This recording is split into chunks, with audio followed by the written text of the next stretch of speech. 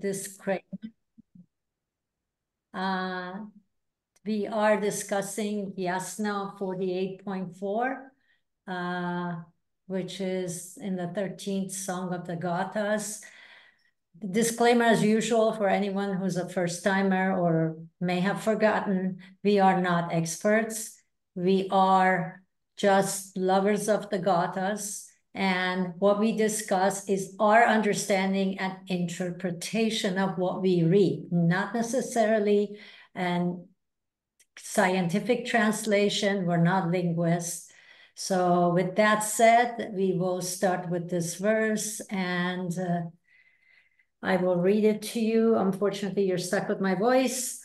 Ye dod mano Vahyu mazda ashish cha ovo dayanam shayotano cha vachang ho cha ahyo zoshen oshish varneng hachaite sapami haratao apemem nano ankat.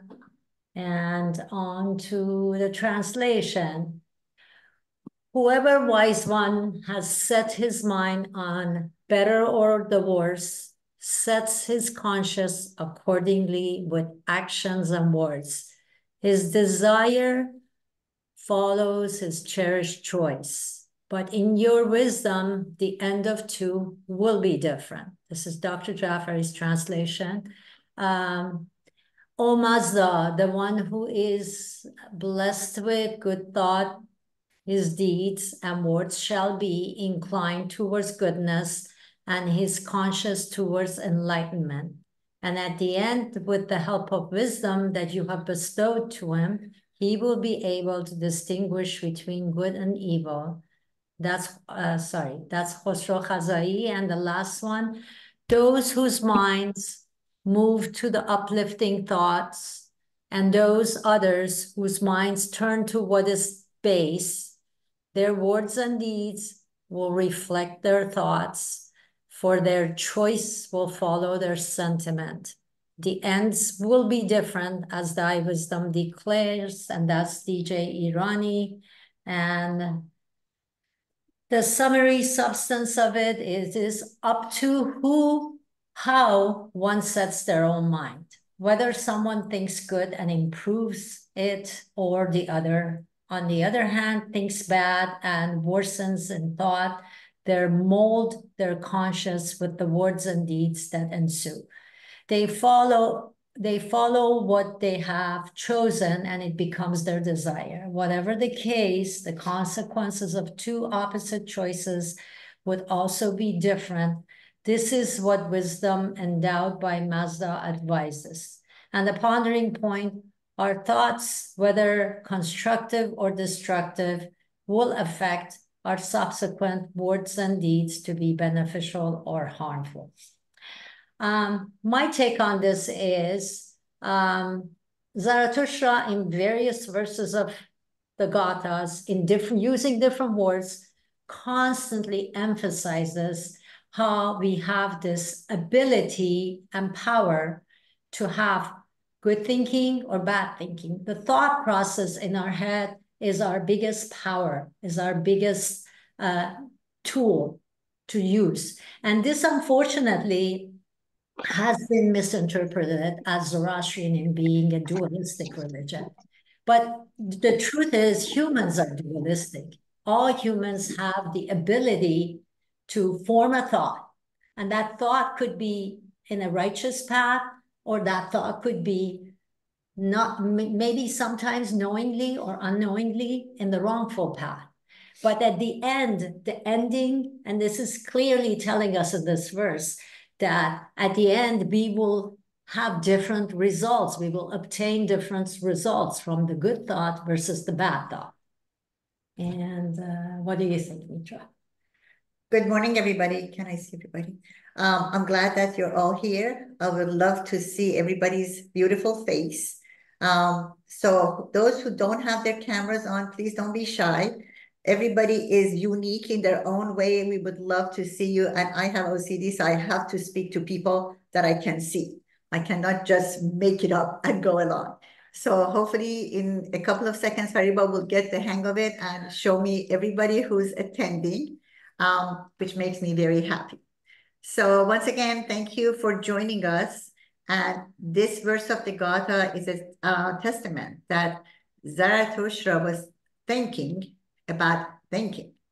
So you see in a lot of verses in the Gathas that the emphasis is on the power of thought. Vahuman, good mind, is the first Amishasapanta. And there's a reason for it, because it all starts or ends in our mind. We can make it or break it with how we think. And that is, like Fariba said, that is a tool that not any other creature that we know of has, except AI. I say that jokingly, but it is true. AI is learning and mastering the art of thinking. I had a phone call yesterday from a doctor's office at work, and this voice was saying, asking a question, a medical question that I had to answer. And I kind of like interrupted it because it wasn't going the right way for me to understand what I'm supposed to respond to. And all of a sudden there was a pause. And I asked my question again, and the voice came back and was responding.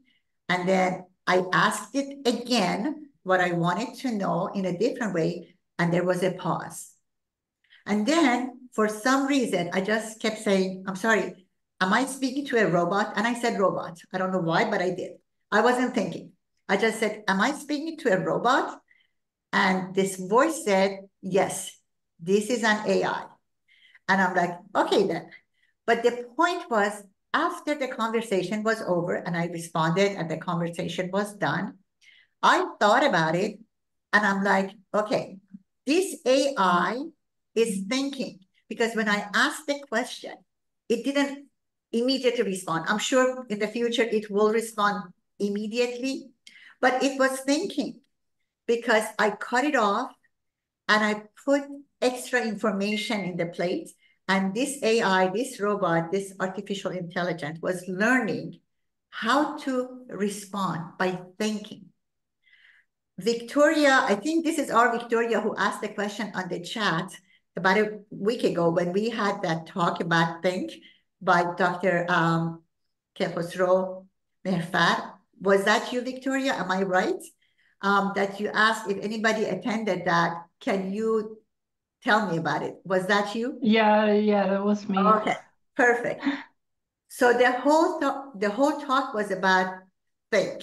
That was the title. And he talked about what does it mean to think. In the Gathas, there is no do's or don'ts. There is no suggestion. There is just the fact that there's encouragement from Zarathustra for human being, for us to think because we can, because we have the potential to start everything and anything or to destroy by our thoughts.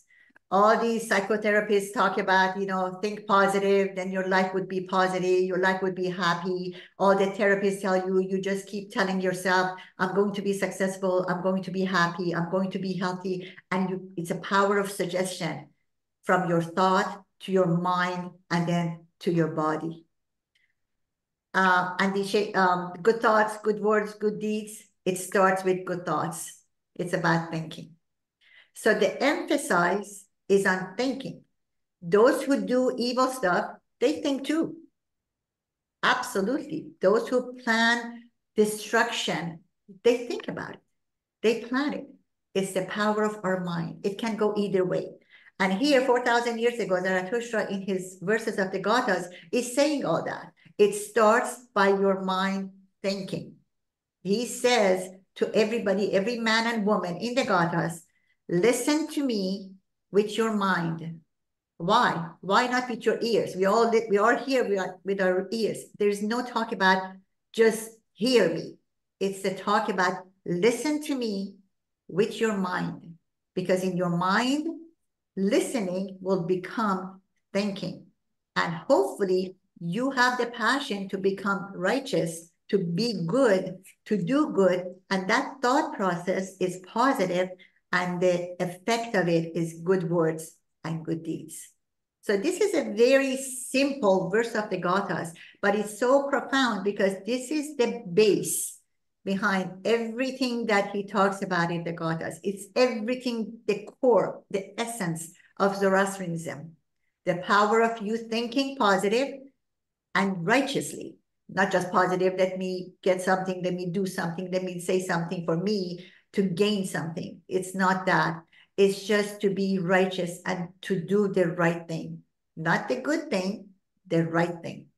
So because of that, we can live a life that we choose. It's what we think, and then it becomes our words, it becomes our behavior. And I'm sure every single one of us, if we think about it, we can see what is happening every day in our lives. When we go to work, when we interact with our children, sometimes we are so emotional, we are so passionate, we don't think. We do something, we say something that we regret later. It has happened to all of us. I am, as human as we are, we do that very often. We let the emotion to overtake the thought process. And that's when we get into trouble. Sometimes that's what gives us euphoria, the happiness that is very short-lived, the pleasures, stuff like that. But if there's thought behind it, hopefully we achieve Ushta, the radiant happiness that is the goal, living a Zoroastrian life. So with all that said, that was my take on this piece. If anybody wants to chime in, please do. I want to hear about something that you did that you didn't think about. You didn't actually analyze what has to happen in your mind first, because it starts with our mind and then it descends down to the words and to the action. So do I have any volunteers? I want to hear about your take reading this. Raise your hand. And then if you don't, then I raise it for you. I think about who wants to go first. Caleb, thank you for joining us. Yes, of course. I figured you were going to pick on me if I didn't raise my hand first, because you always first. So. You know me. See, you think you about made it. it easy for her. You thought about it and you knew that was what's going to be happening. So go ahead. So I don't have any, I'm always, whenever someone says like, oh, what is the time when you did this or that? Every experience I've ever had in my human life just goes away. But I do want to talk about my, kind of some of my thoughts on this stanza.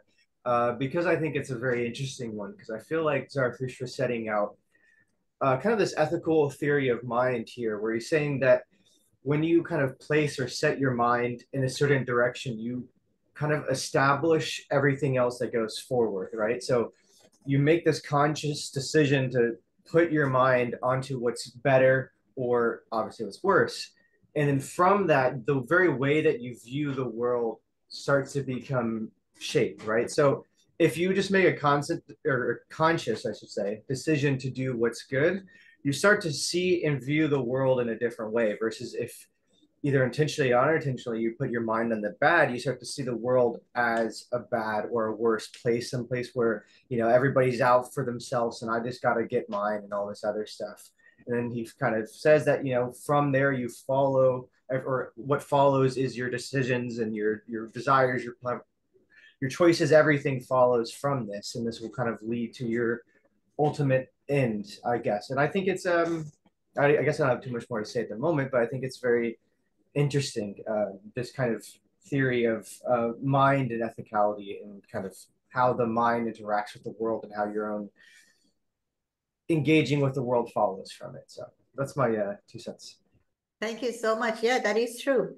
It all starts with your thoughts, and then it descends into your words and your actions, and then your life, everyday life, everything that we do. Victoria was asking what happened to the talk about think. I don't know how many of you attended, but the gist of it was that there was a comparison between the Abrahamic religion and ideology, not just the religion, just ideology of a lot of other religions that ask you not to ask questions, and you're not supposed to. You have to follow it blindly, and that is the only thing that you're supposed to do. If you believe, you shall receive. And then that is the opposite of Zarathustra's teaching when he keeps saying, think and ask questions. He's asking questions throughout the Gathas. And that is a message of human beings. You have to ask. Don't trust anything. Don't believe anything. You need to research it. You need to think about it on your own. You need to make your own decision. And it's all thinking. And the story that Dr. Mehar was saying was about going to Vatican, this person who went to Vatican and they went and saw all these treasures and all these artifacts. There was a picture of all the Abrahamic prophets, painted by this very famous painter. And then there was a drawing, a painting of Zarathustra that was sitting in a corner by itself, hidden from the public view. And this one person asked the cardinal, who is this person? And the cardinal at the Vatican said that his name is Zarathustra. And then this person was asking, why is this painting just sitting here, not being explained by the tour guide or, talked about? And the only thing that the cardinal said is because we are afraid of him. And that's it. No more talk about it. And didn't he say because he told people to think? He didn't say that, but it was implied that this is unlike our ideology. Raphael, which is a very famous Italian painter, painted that picture. And they had it because it was a treasure from hundreds of years ago, but they weren't talking about it, because if you say this person is Zoroaster, it's Zarathustra, then people say, so who was he? What was he all about? And then you tell them, you have to say that he was encouraging people to think and to ask questions and to question this existence and to question this life and to question their actions and to question the government, because that's what we are encouraged to do. That's how we learn. That's how we make wise decisions, by questioning everything, good or bad. The result doesn't matter. It matters that you have to find the truth behind what is happening. And that is what this verse is all about. To learn to think effectively and then make a choice. A lot of us make bad choices, but if we think about it, we probably next time do better. So can I have Victoria join us and tell us what she thinks? Yeah. What I mostly want to react to is that I found that very unusual that he said that they're not going to give any more explanation on Zarathustra because people are afraid of him. Why? It still seems a little vague to me, Clergy is afraid of him, not people. It's not people. We are afraid. The fear is once you start asking questions, you leave organized religion. You don't need a third party. This is my opinion. If you let people ask questions and they say, what is God?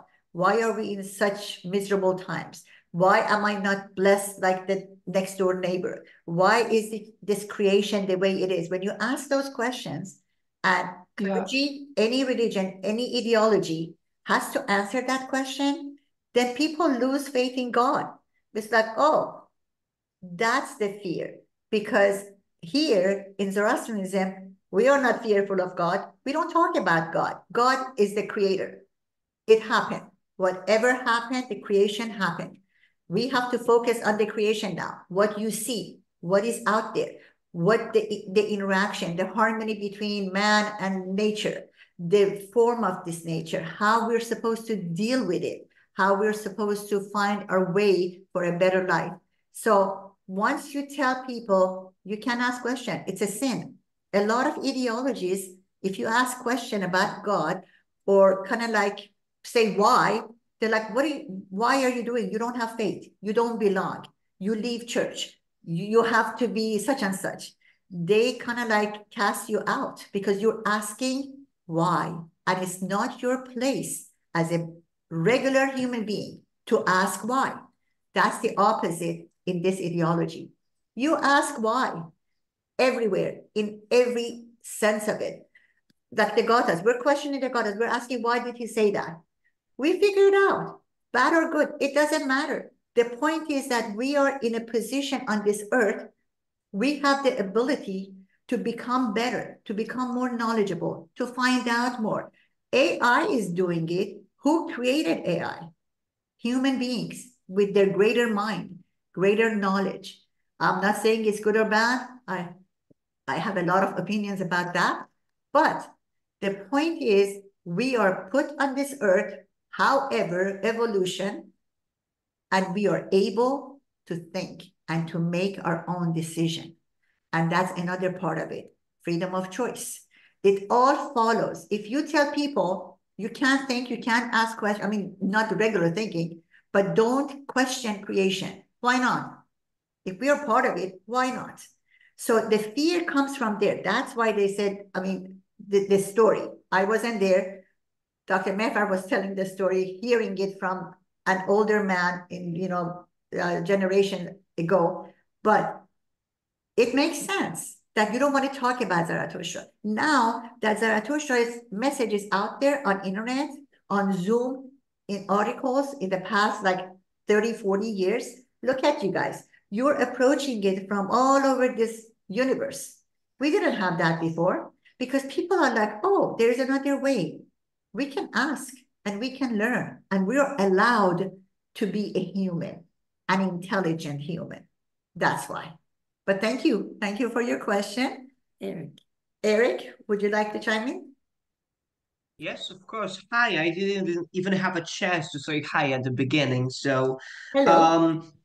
to be honest with you, I'm more familiar with this version of Professor Hazai's translation. I even have it here. It's a really good one. And an interesting thing is basically every single translation is slightly different because every person focuses a bit more on different aspects. I really like how Professor Hazai really, gave his translation this beauty, and it kind of sounds poetical even in English, which is sometimes lost with other translations.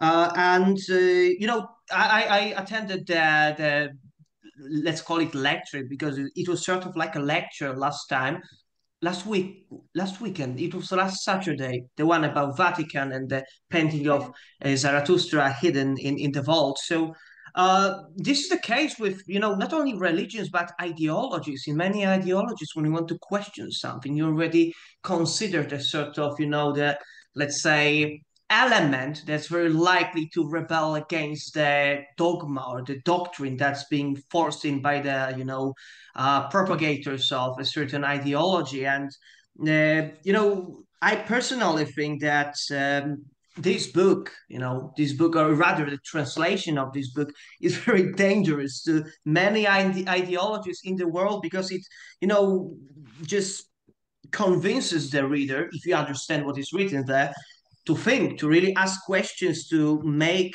a choice on our own. And it is only us who take the consequences of our choices. And the whole thing with the Chinvat bridge, even the judgment after death in Mazda Yasna, is very unique in my opinion. It differs a lot from the Christian or Jewish. Sorry, Jewish, not really Jewish. Jews have a different thing after that, but Christian, Muslim concept of the Judgment Day, because it is basically all about the good things that you did against the evil deeds, not about how you pleased your God. And God can be often used as a sort of metaphor for the one who's in charge. And many religions, they are supposed to be just a faith, way of life, but they act like a government that actually installs a perspective into people's mind and just governs the whole population of a country. And we've been experiencing that recently in the Middle East with the whole turmoil going on. I don't really mean Israel, but the whole situation in the Middle East. What's happening in Syria most likely after Assad's toppled government, and what's happening to religious minorities there. And it just makes me wonder why you know, why so many people have no idea of Zoroastrianism in the modern world? Because we're being forced, at least here in Europe, maybe I should speak only about the case of Poland, because that's where I grew up in.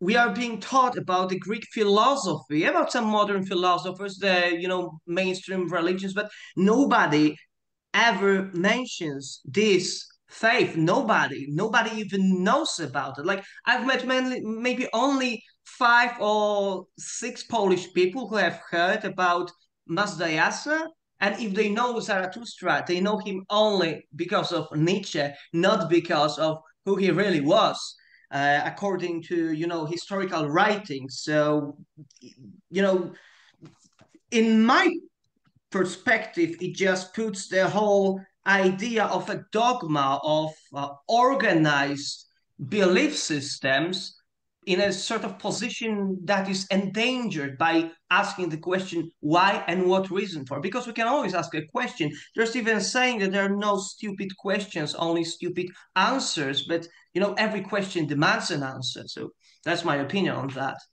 Your opinion is very validated, and you're saying why. And the reason is, for 1400 years, we were silenced. Zoroastrians were silenced. So when you don't talk about it, when you don't write about it, when you don't advertise it, who's going to hear? That is one. There are missionaries in every other ideology that go around the world, and they talk to people and they attract people, because some people, that ideology sits with them. And a lot of times it sits with them because it gives them comfort that as long as you believe, you're safe. That is a good promise. That is a blind promise, but it is very attractive. There is no such a thing in Zoroastrianism. And when you say why there is only 5 people in Poland, there is 5 people in Poland. That is a good number. The 5 people can talk to their family and friends, and that would not to convert or anything, just to let people know there is other ways of thinking and living this life. It is liberating to think that there is no fire in hell to burn you, or there is no promise of heaven is such and such and such. It is a good way of telling people, enjoy life now, make it count now, today, here. This is your heaven, this is your hell. Don't give money to organized religion to pray for you, to validate you. None of that is needed. But you know what? This is a start. This is, honestly, this century is a start for Zarathustra's message to get out there. And it's not to increase our numbers. It's just to make other people act liberated and live a different life without fear, and to know that they're responsible, they're accountable, they have the potential, all of that. We are great beings if we are allowed to be that. If we are told that please be that, it's good for this environment, it's good for humanity, it's good for this earth, all of that. It's empowering. So thank you for your opinion. It's very, very true. Manisha June? And Navid, get ready, you're next. Thank you so much. Mitra John, I just want to bring it up.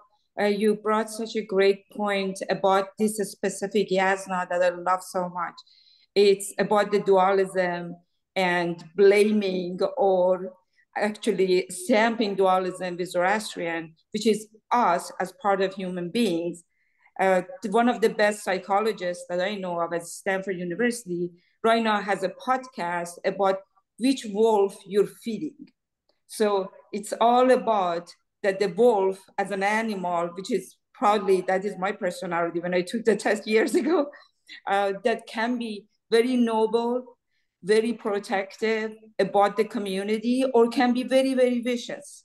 And this is us as human beings. And this is the beauty of this yasna that is focusing on that literally today's world, which wolf you're feeding.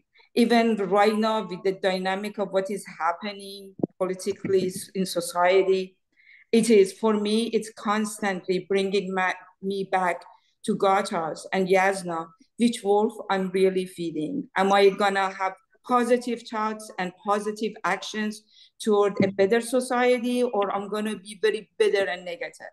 So I just wanna bring it up, my 2 cents, that I really love this Yasna, And I don't think it's anything about dualism. It's just about humanity and human beings. Well said. Thank you so much for your input. We really appreciate it. Navijan? Hi everyone, good morning. Good afternoon, depending on where you are. How's everyone doing? Good. Thank you.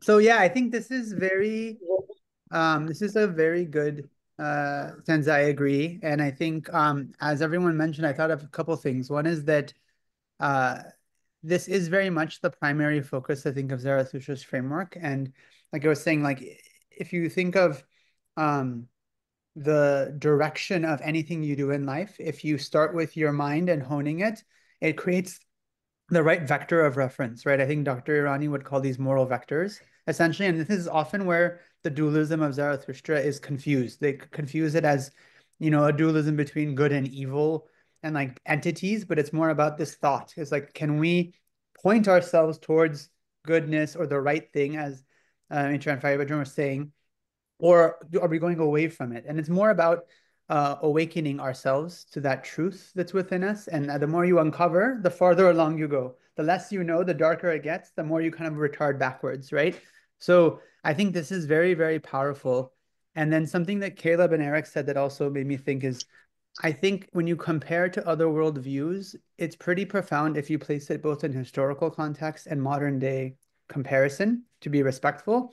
Zarathustra is like changing the worldview of his day and age, which is not very different than modern religion, which everything was based on a transactional paradigm of fear, where religion was used to control people, right? And the idea was you do what I tell you, or we talked about obedience from the Catholic Church. Like this is about control. It's not a mechanism of your evolution or your liberation.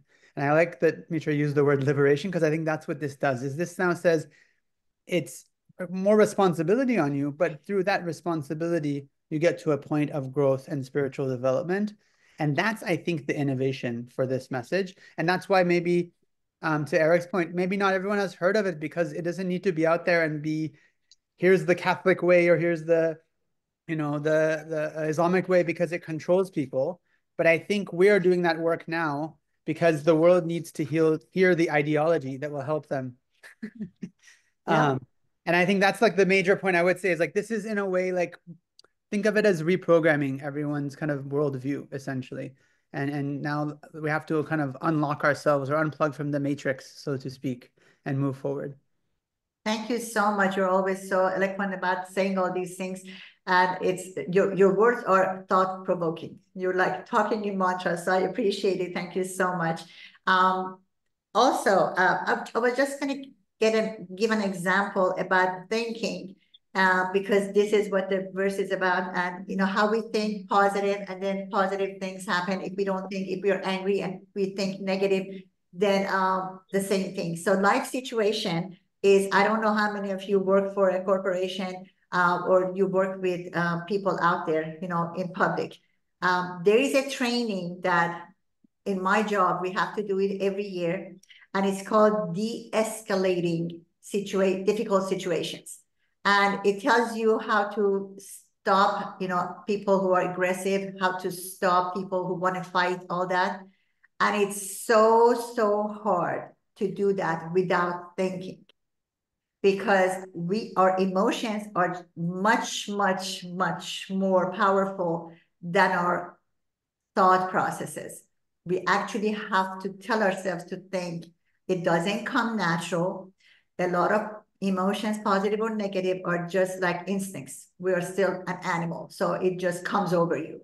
And this de-escalating training came to help me yesterday, because at work there was a situation that people were yelling and screaming, and I was in the middle of it, and I just did this. I'm like, I'm not getting involved, and I walked away for the first time in my life. For people who know me, I don't do that. I look for confrontation. I have to be in the middle of it. I have to resolve stuff. And yesterday, for the first time, I actually thought about it. And I'm like, what the hell? I'm not going to be part of this. So once I did that, then everybody went away, and it worked because I thought about it. So I just wanted to tell you that all of this is living a Zoroastrian life. And like I said, for the first time yesterday, I practiced it and it works. So thinking is extremely significant in humanity, in human beings' life every day of every week. With all that said, Yasna Manjun, would you like to share your opinion with us? Hello, do you hear me? Yes. Yes. Go ahead. Thank you first for organizing these sessions, and I'm so happy to be finally able to attend once. Welcome. So, thank you. I was just listening very attentively to what you were explaining about the extract of the Gatha, and I just loved it. I was just, drinking these thoughts.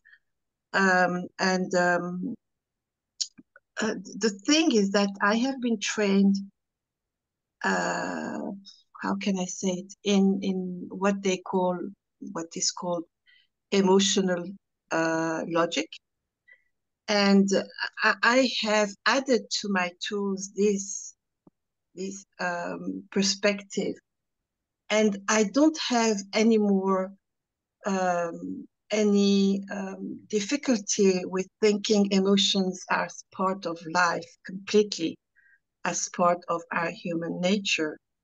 And what you are calling thinking, and what Zarathustra might be calling thinking, I think can be subdivided or augmented with some words like attention, presence, and consciousness. And I think that maybe the conscious thinking process, because I have come to understand and believe now that for 90% of my thought process is unconscious. And my decisions have been already made before it come consciously to my mind because of my biological structure. And so how much am I free to think the way I think, and how much my thought is free from any other inputs from my experience, my history, my culture, etc. So my thinking process, I just work on my way of how I can work with my thinking process, being aware of my human nature and how my central nervous system is made. And I do believe that all these talks are very valuable, but it can be so much, and it goes with, thinking and questioning, as you said, very, you stressed on it, and I do completely agree, means questioning my own thinking process, how it comes to be a thinking process, and questioning my own nature, and not to fall for it, not to fall for my freedom of thinking, etc. I have a free arbitrary, which is dependent on my the way I rise my consciousness.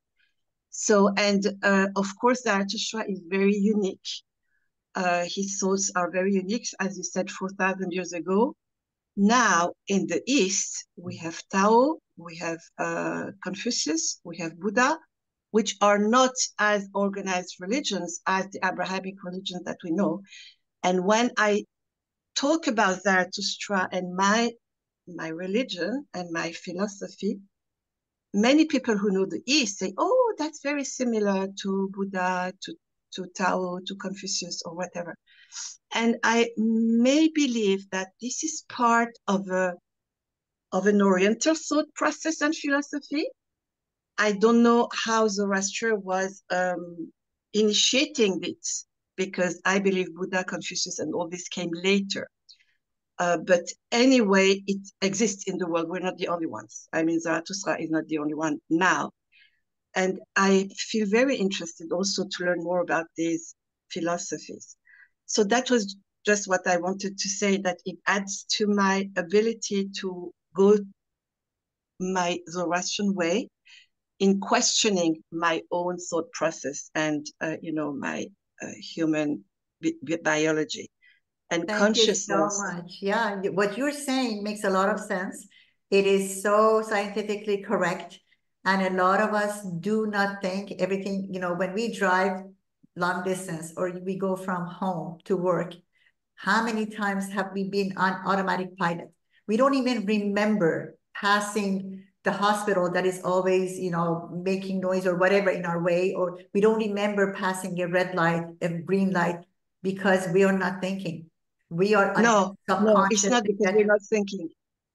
Sorry, it's not because we're not thinking. It's because the brain needs to make automatic habits in order to make economy of energy. Yeah. That's the way our brain works. I agree. But not everybody knows that. So what I'm saying is that, yes, our body goes to this automatic mode, and we need to know that. And a lot of times turn it off and consciously think. Yes. So we have to remind ourselves. So what you were saying is correct. We have to remind ourselves that when we're driving, we can't just doze off. We can't just count on our brain, know the path, know the way, and go. And this is another thing. Thinking is not an easy thing to do. Thinking is we have to be forced into it. But the point is that Zarathustra is telling people, think about thinking. It is an active process. And hopefully we get to learn it. Hopefully when we teach our children, we always tell our children, think before you speak. So what comes out of your mouth is not, trash. Think about it.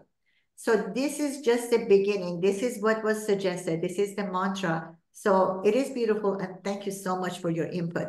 And we're getting close to the end of our time. I would love for Felix to chime in. He's always so short and precise and delightful to listen to. Hi, everyone. Hi, Felix. How are you? I'm doing good, thank you. I was driving, that's why my camera was off, but I was listening to what everybody was. Yeah, so it's very interesting. I have like three types of considerations that come to my mind. The first one is scientific, because I work actively on all these questions about AI and so on, and I have my own, thoughts and things that to say about this. And the second one is like more personal and sort of, like I'm a little bit overwhelmed at the moment with lots of things happening in my life, and it makes it challenging to think and to really like tune into the good mind. And so I have like a personal approach to this question. And then I guess the third one is more sort of regarding like the importance of action, which I think thinking. So in cognitive science.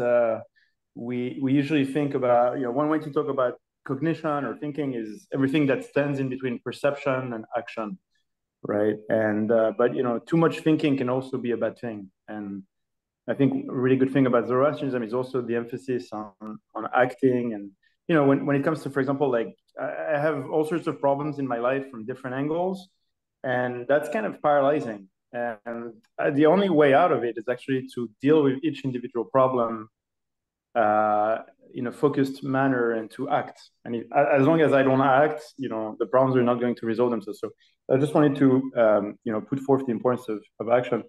I really liked a number of the things that were said around, the importance of, consciousness and unconscious processes. I think that's a really important, thing to take into account, that a large portion of cognitive processes occur below the threshold of consciousness, and that even when they reach consciousness, in very large part, they've been, sort of pre-organized and so on. So, I think that's an important distinction. I think everything that's been said about fear, I really like the metaphor with the two wolves. I'd be curious to know what the podcast was. I like this idea that when we're under threat, and there's a question of fear that Nevin mentioned, we're immediately tempted to just feed the angry wolf, right? Because we think that's the wolf that's going to protect us, and that the good wolf, is weak, and so it's I really like that metaphor, and I thought it was really like well expressed. I'll also say that Another question. Sorry, I have two more things to say. Is another question. I've been, discussing. So we've been reading the Gathas with my girlfriend recently, and we were asking this question about: is it easy or difficult to do the right thing? And you just mentioned it's hard to think, and in many ways it's not hard to think because it's again an unconscious automatic process. Even though by thinking here we mean something quite different than just cognitive processes, but also like the good cognitive processes, right, or conscious cognitive processes. But I had a kind of a debate with Clarissa, my girlfriend, because to me, at the moment that you start asking yourself what is the right and good thing to do, it kind of comes obvious to me, and there's a way of like